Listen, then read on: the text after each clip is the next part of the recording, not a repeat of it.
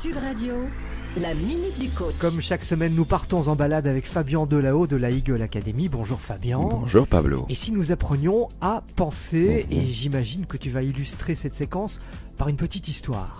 Oh, une histoire très très courte. Un philosophe se promène avec un ami dans la campagne. Soudain, il voit un troupeau de moutons et l'ami dit « Ces moutons sont tondus ?» « Oui, répond le philosophe, de ce côté. » J'aime beaucoup cette histoire car elle nous montre que la vérité vient clairement de la multiplicité des points de vue, mais que surtout on a tôt fait de conclure.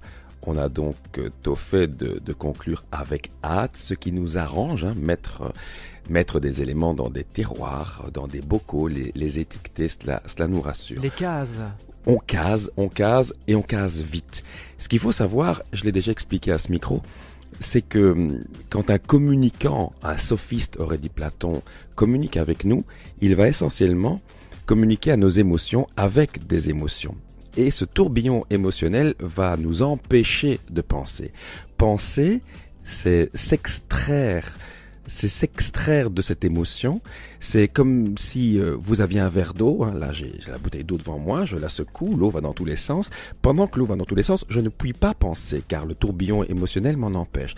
Alors je la laisse reposer, je me tiens debout, droit, face à la multitude et j'évite d'aller dans le sens de la foule. Ce matin, je voyais une vidéo extraordinaire, une boîte en verre, en plexi et une multitude de rats qui filaient dans cette boîte où ils allaient se trouver prisonniers, enfermés, simplement parce qu'il y avait de la nourriture dedans, mais incapables ensuite d'en ressortir. On suit la foule, on pense avec la foule, donc on pense qu'on pense, mais on ne pense pas.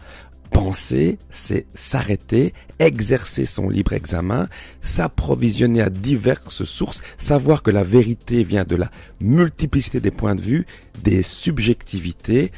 Et penser nécessite donc l'accès au vocabulaire. Les idées ne se déploient qu'avec le lexique. On a donc besoin, pour une pensée qui s'articule, qui se déploie, de la rhétorique, comme la rhétorique a besoin de la pensée pour se déployer. Et enfin, un dernier mot, la pensée, par nature, par essence, presque par définition, elle se combat elle-même. Une pensée qui serait figée deviendrait un dogme. Ce n'est pas ce que nous voulons. Nous voulons plus d'intelligence, plus de lucidité, de cette lucidité dont René Char disait, c'est la blessure la plus proche du soleil. Bon, voilà avec les ailes. Merci pour cette jolie réflexion, Fabien.